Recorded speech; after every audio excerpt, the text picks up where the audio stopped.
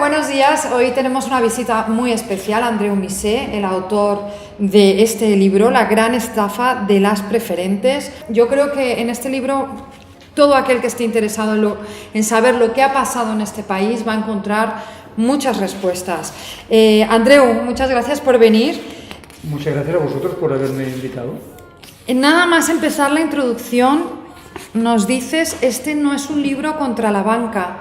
¿Hacía falta decirlo? Sí, hacía falta decirlo porque nosotros, el sistema financiero, los bancos, las cajas de ahorro, las cajas ya han desaparecido prácticamente, son necesarios en una economía, porque hacen un servicio, aunque ganen dinero, hacen un servicio.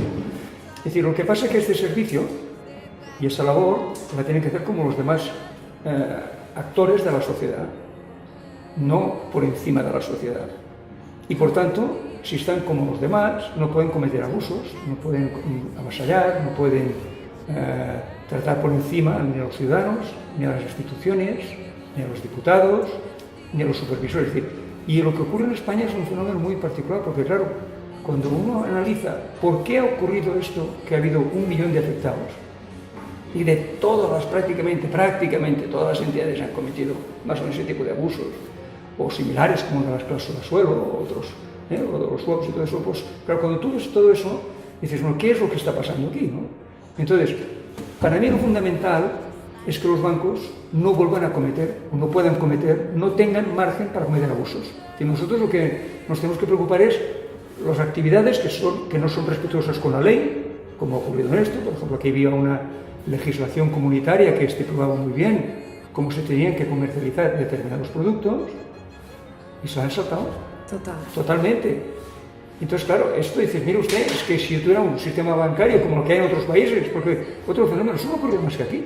Pues algo está pasando aquí en España, pues esto es un poco la... Sí, hay muchas personas que me han dicho, ¿por qué tenía que decir eso? Pues porque lo tengo muy claro, yo no estoy en contra de los bancos. Sí, bueno, de hecho en Asufin lo decimos muchas veces, que nosotros estamos a favor del sistema y de que funcione correctamente el sistema. No somos tampoco una asociación antibancos. Nosotros desde Asufin siempre pensamos que somos producto de un fallo del sistema. Sí. Yo siempre digo lo mismo. Yo estoy aquí, soy presidenta de esta asociación, porque a mí no me robaron el bolso en la calle. Yo entré en una oficina que es parte del sistema y me quitaron mi dinero.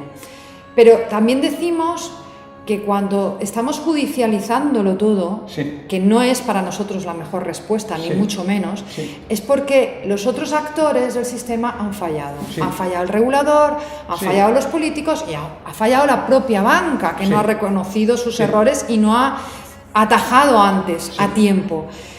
Cuando has hablado con ellos, ¿reconocen sus errores? Bueno, hay un momento, hay un concreto que lo cito en el libro, que dice, la verdad es que no lo hemos hecho todo bien. Bueno, es una forma de... No, pero en realidad no lo reconocen. Porque, vamos a ver, esta situación se produce porque si hay una desproporción en el poder que tiene la banca con todos los demás. Esta es la razón de fondo. Es decir, la banca está por encima en este país. Está por encima. Ahora podemos explicar los detalles, pero eso es un hecho objetivo. Pero yo pongo un ejemplo. Ese tipo de malas prácticas se han hecho en todo el mundo. Se han hecho en Estados Unidos, con la subprime, se han hecho en el Reino Unido, se han hecho en Bélgica, se han hecho en Holanda. En esos países se les ha castigado muy duramente. Estos días estamos viendo que Deutsche Bank va a recibir una sanción de Estados Unidos de $12.500 millones. 12.500 millones. Ya ha recibido varias sanciones por varios miles. Las sanciones de esos países son de miles de millones. Entonces, Deutsche Bank tendrá que hacer una ampliación de capital. No tiene dinero para pagar la multa. Por tanto, les pone una sanción equivalente a su poder y equivalente a su capacidad económica. Bueno, en Estados Unidos y en Europa, los 10 bancos más importantes del mundo han recibido sanciones por una cuantía de $150.000 millones. 150.000 millones. En España, el máximo de multas que ha puesto la Comisión de Valores en un año, vamos, cada año, 24 o 23 millones de euros. 24 millones de euros. El máximo de un banco creo que fue uno que fue de 6,9 millones, luego una audiencia le quitó la mitad, y pues 10 millones para una operación, mejor que has captado 7.000 millones, pues ¿qué más te da? Aparte de que la gente, hay muy pocos que reclaman. Yo creo que en vuestra asociación decís que es solo 4%, ¿no? Bueno, pues hay 4, 5, 6, pues igual, más, muy poca gente, porque la gente le da miedo a reclamar, porque cree que, no, cree que es un poder superior. Esta crisis ha cambiado de una forma muy importante. Es decir, yo creo que la labor que han hecho las asociaciones y los afectados es muy importante, porque han hecho una labor de concienciación de la judicatura. Es decir, los jueces, al principio, fallaban siempre a favor de la banca, pero no porque estuvieran condicionados por la banca, no fueran independientes, porque honradamente creían que un banco tan sólidos y tan potentes, con aquellas oficinas, y ya pensaban, no puede ser que hagan esos atropellos que me dices el denunciante, eso no puede ser, un banco es una cosa seria. Pero cuando fueron viendo casos y casos, fueron dándose cuenta que pues, estaban equivocados y que había que atender esas demandas. Y empezaron a fallar y a hacer sentencias a favor de los afectados. Finalmente, el 95% de las sentencias son a favor de los afectados. Entonces, esto ha sido muy importante, porque al menos ya en el campo civil, ya la banca ya tiene un límite. Por tanto, sí que está cambiando eso. Esta lucha ha sido útil, no ha sido nada, todo lo contrario. Y de hecho, Bankia, con el tema de las acciones, ha dado su brazo a torcer. Tenemos que decir que ha dado su brazo a torcer después de 2 sentencias del Tribunal Supremo, yo siempre lo digo y me lo vas a permitir, de muy pequeñas cuantías que habían perdido en primera y en segunda instancia y que habían llevado a uno de los mejores abogados de este país, cuya minuta obviamente era más cara que todo ese dinero, pero ellos sabían lo que se estaban jugando. Tú dices en el libro, también en la introducción, que este libro quisiera ser la crónica de los perdedores de la crisis. Yo soy más optimista, yo creo que algo hemos avanzado, pero ¿tú piensas realmente que hemos perdido más que ganado? Bueno, no, yo lo digo en otro sentido. Yo digo, la crónica de los perdedores de la crisis quiere decir que en esta crisis hemos oído hablar lo que ha costado el saneamiento bancario, lo que ha costado la reestructuración de las reformas hechas. Sin embargo, no se ha contado lo que ha sufrido mucha gente. Aquí ha habido 2 grandes colectivos que han sufrido esta crisis: los desahuciados y los que han perdido sus ahorros. Incluso los que luego lo han recuperado, pero tienen unos años de sufrimiento. Esta es la crónica, a eso me refiero. Evidentemente, claro, se lo decía antes, esta crisis no ha sido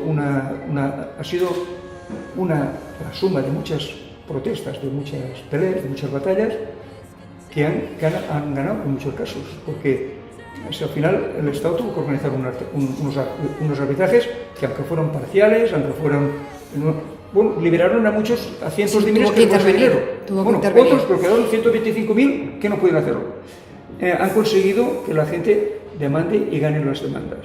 Digo, es decir, que para mí el balance es positivo en el sentido de que han encontrado ya una parte del Estado, que es la judicatura, los jueces, han encontrado el reconocimiento de sus derechos y, por tanto, la condena de sus abusos, y eso es un paso importante. Yo creo que ahora lo que faltaría es, importantísimo, reforzar los órganos supervisores, pero reforzarlos de verdad, que pudieran hablar de tú a tú con las...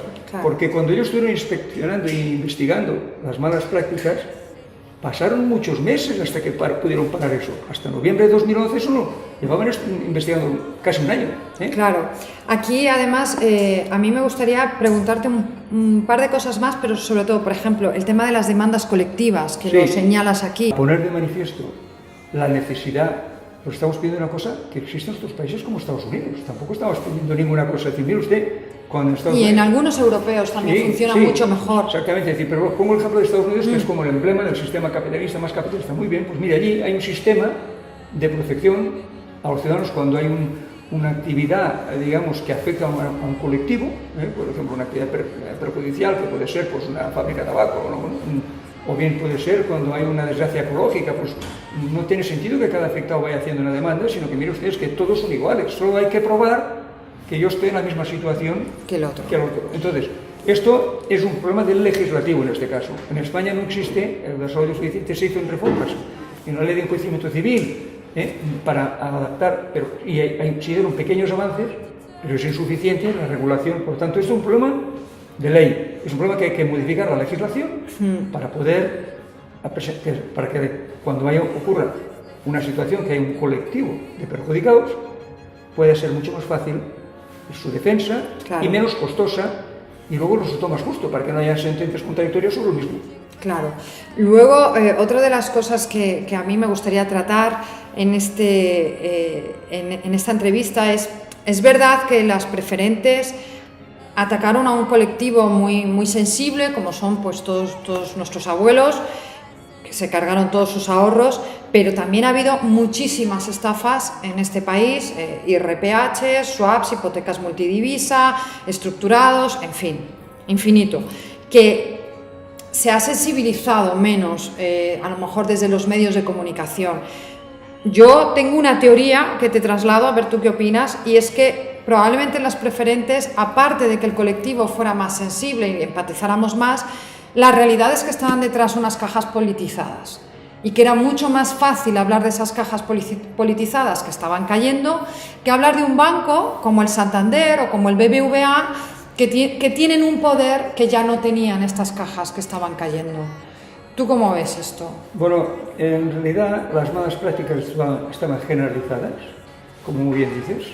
Lo que ocurre es que unos les pilló con una capacidad económica y financiera con más capacidad de gestionar la crisis. La vieron venir y dijeron esto, y fue cuando propusieron canjes por acciones propias y más o menos la gente salió bien librada. Es decir, que más o menos pudieron, digamos, remediar porque tenían capacidad. Los otros que estaban peor tuvieron que ser saneadas por el Estado y por la Unión Europea.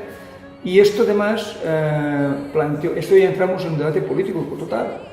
Y no tan solo por estuvieron más o menos fortizadas las cajas, sino porque, digamos, hubo que poner dinero público y entonces esto abrió un debate de un rescate y de las condiciones de ese rescate. Y yo aquí lo que señalo, evidentemente, esto fue aprovechado porque si las cajas estaban politizadas y están mal gestionadas, pues había que quitar a estos gestores y si había que modificar su legislación se modificaba, pero eso fue aprovechado para eliminarlas y adquirir las estructuras antiguas por bancos, que es lo que ocurre en este país. Bueno, nos queda todavía Bankia y BMN, que no sé por qué el gobierno está tan empeñado ahora en privatizarlo, porque si más o menos funciona bien y está dando beneficios cada año, pues por cada uno de sus beneficios cada año que vayan pagando el dinero del rescate. Es decir, que sea una forma mucho más segura que no queremos vender, que ya vemos a qué precio se podría vender. Aparte que si la vendieran ahora no se pagaría ni la mitad de lo que... la mitad y una tercera parte, ¿no? Pero respecto a este tema de la politización, es importante señalar que en nosotros se aplicó unas quitas, unos descuentos a los tenedores de esos productos, que eran unas quitas que no tenían, se tenían que aplicar porque eso que decía la legislación comunitaria, la legislación europea. Eso no es verdad. Es decir, una cosa es que el Eurogrupo, que es el organismo que gestionó y exigió el rescate, presionar a España para que tuviera que hacerlo. Otra cosa es que tuviera amparo legal. Fue todo lo contrario. Primero, vamos a ver un poco las secuencias. Primero, es el Eurogrupo el que dice a España que pida el rescate. El gobierno no lo quería porque era un desprestigio político tener que pedir ayuda. Pero el Eurogrupo dice, no, tú vas a pedir y tienes que pedir 100.000 millones de euros. Porque si pides ese rescate, los bancos alemanes y franceses y holandeses que han prestado a los bancos españoles podrán recuperar su dinero. Es decir, damos ese dinero a los bancos y a las cajas y a las entidades afectadas y se puedan devolver. Y entonces el gobierno tiene que decir, bueno, muy bien, pero no tengo por qué aplicar las quitas, porque no había ninguna legislación. La legislación de las quitas, que se establece en el MOU por primera vez en julio, luego hay un real decreto en agosto, y luego hay una ley en noviembre que se consolida en esas quitas, todo eso es 2012. En Europa la primera referencia legal es una comunicación de agosto de 2013. Y la directiva que regula, establece esas quitas para tenedores de preferentes, es de mayo de 2015 y que en lo referente a las quitas no entra en vigor hasta enero de 2016, de este año. Bueno, por tanto, España fue un conejillo de Indias para una legislación comunitaria que se hizo después. Bueno, Italia tiene cientos de miles de preferentistas hoy. Sí. Y Italia, exigiendo ahora ya como existe la ley que permite eso europea, no quiere el gobierno aplicarla. Es decir, el gobierno italiano ha estado más preocupado por defender a sus afectados porque sabe que esto no es un problema, no es tan simple como decir es que prefiero que lo paguen los inversores que los contribuyentes. Esto es un falso dilema, porque no me ponga usted a los inversores, al pobre abuelito, que no ha sido ningún inversor de nada, le han cogido sus ahorros cuando le venció un plazo fijo y se lo metieron ahí, se lo propusieron ellos, le presionaron, le convencieron. Por tanto, no me diga que los inversores, esos son, y además, porque esos ya pagarán como contribuyentes además. Es decir, que el gobierno italiano se resiste mucho a aplicar una norma que los economistas, los que han estudiado esos temas, también ven muy discutible ese debate. Claro. Porque con los rescates, lo más importante de los rescates no es si un Estado da una ayuda pública a un banco o a una empresa cualquiera. Porque a lo mejor en un momento determinado es conveniente que un Estado ayude a la empresa, a cualquier empresa, la que sea. Porque el daño de la caída puede ser espantoso. Y Estados Unidos, cuando viene la crisis, que es 15 de septiembre de 2008, 3 semanas después, 3 semanas, ya ha aprobado el TARP, que son 700.000 millones de dólares, para salvar a bancos, para salvar a compañías de seguros, para salvar a compañías inmobiliarias semipúblicas, para salvar a compañías de automóviles. Es decir, y la salvan. Y claro, cuando en 2015 se hace el balance, el gobierno americano ha ganado 50.000 millones de dólares. Los contribuyentes, por lo tanto, en las ayudas públicas, lo importante no es si se dan o no se dan, lo importante es si se pierde dinero o no se pierde dinero. Y aquí las hemos dado tarde y hemos perdido mucho dinero. Bueno, pues podríamos seguir hablando mucho con Andreu Missé. Yo lo que os recomiendo es que os leáis este libro, y si hoy, martes 20, vais a estar en Madrid, acudáis a la librería Blanquerna a las 7 de la tarde. Allí estarán presentando el libro, acompañado de Soledad Gallego, periodista, Fernando Zunzunegui, abogado especialista en derecho bancario, y también, como no, Paca Sauquillo, una persona que ha defendido desde las instituciones a todos los preferentistas. Muchísimas gracias a Sufineros, nos vemos la siguiente semana.